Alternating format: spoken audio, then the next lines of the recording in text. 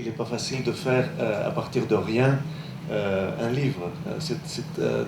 Il faut le construire, il faut le faire, il faut le fabriquer, il faut le penser. Donc c'était très difficile par moment. Donc Daniel était fatigué, je lui apportais la tarte au citron qu'il aimait de la boulangerie d'à côté. Je lui ai dit, mange un peu, tu auras un peu de sucre. Méringué ou pas méringué? Comment? Méringué ou pas méringué? Je me rappelle plus d'autres fois méringué, d'autres fois pas méringué, je ne me rappelle pas. Mais ce n'était pas facile, c'est-à-dire on a fait plusieurs discussions sur chaque notion. Parce que ce que moi je voulais, et je crois qu'on a réussi à le faire, c'est d'avoir ce double regard sur la façon de penser de Daniel et sur sa vie.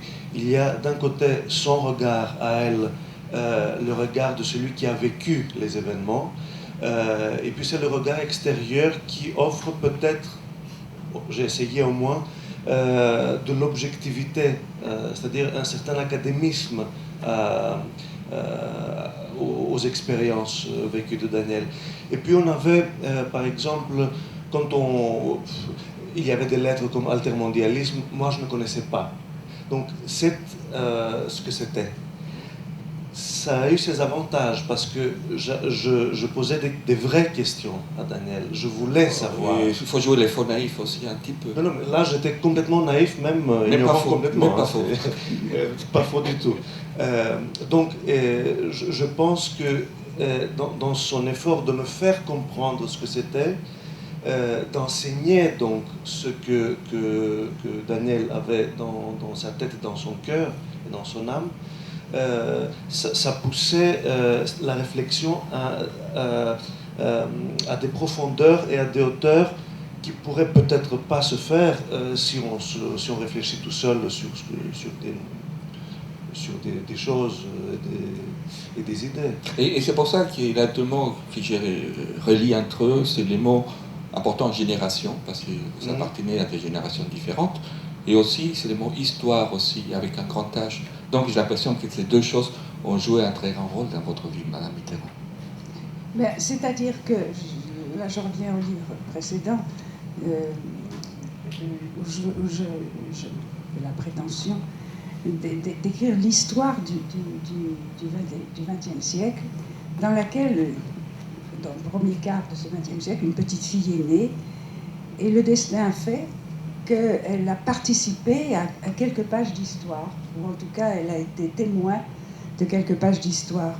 Plus que témoin, je pense. Oui, c'est vous qui en jugez.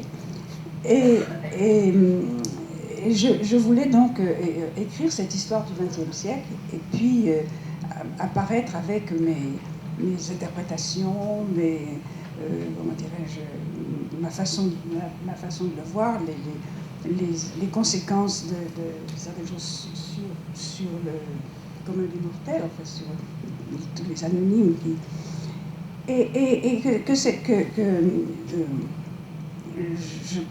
j'avais eu la chance d'avoir été sur le devant de la scène, c'est-à-dire d'être bien placée pour voir ce qui se passait au monde, d'autant plus que je suis très curieuse. Et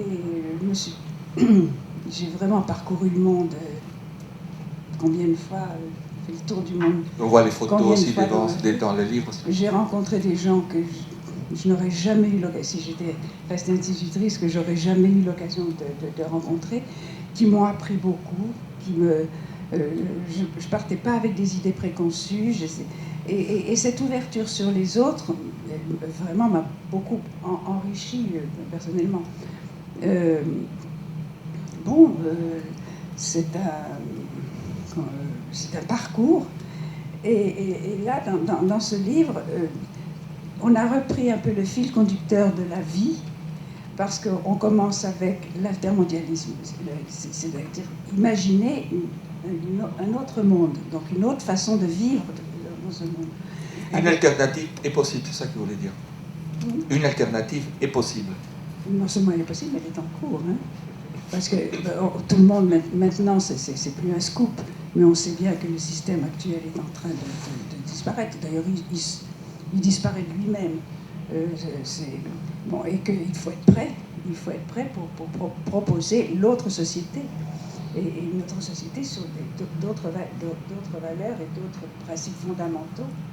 Bon, le système actuel étant que le capitalisme, la richesse est le fil conducteur de la vie et l'objectif, et que nous, on dit non, c'est la vie elle-même qui est notre objectif, c'est-à-dire l'humanisme, les rapports entre les êtres et les rapports avec la nature et l'environnement, et que ce livre raconte un peu ce parcours-là.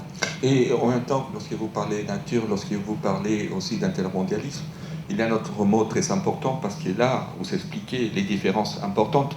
C'est un mot contre-pouvoir. Et vous expliquez ces différences essentielles entre contre-pouvoir et opposition. Vous pouvez nous expliquer ça, cette différence qui est tout à fait importante, pour comprendre aussi votre engagement aujourd'hui, parce que vous ne reniez pas les mots politiques. Les mots politiques est encore, je pense, au cœur de votre combat. Parce qu'il n'y a pas de république, il n'y a pas de démocratie, s'il n'y a pas un contre-pouvoir constructif. On ne peut pas être, et ça a été la volonté de François. C'est une des premières phrases qu'il a prononcées quand il est arrivé, quand il a été élu à la présidence, où tout pouvoir doit susciter un contre-pouvoir. Je répète, constructif. L'opposition ne peut pas être constructive. Elle ne pense qu'à une chose, c'est vous détruire pour prendre la place. Tandis que le contre-pouvoir, c'est des gens qui ont le même objectif que vous, mais qui ont d'autres regards, qui ont une autre approche, et qui, comment dirais-je, la fait partager à celui qui dirige ou à ceux qui dirigent. Bon, et moi, je me suis tout de suite trouvée très à l'aise dans cette situation, parce que je rencontre beaucoup de gens, parce que je vais à la rencontre, à l'invitation d'ailleurs, c'est pas moi qui décide où je vais, je suis invitée à témoigner de situations que c'est vrai que les gens qui sont au pouvoir ne voient souvent pas, parce qu'ils ont d'autres préoccupations. Et puis aussi, quand une mesure était prise ou une loi votée, de savoir quel est l'impact de cette loi. Et quelquefois, alors François avait il y avait ce contre-pouvoir dont je parle, mais il avait un autre repère, c'était les Morvandiaux. Il allait dans le Morvan, dans sa circonscription, et les Morvandiaux qu'il connaissait depuis 30 ans, 40 ans, n'hésitez pas à lui dire François, non, ça va pas. Et pour lui, c'était vraiment des repères de conduite, quoi.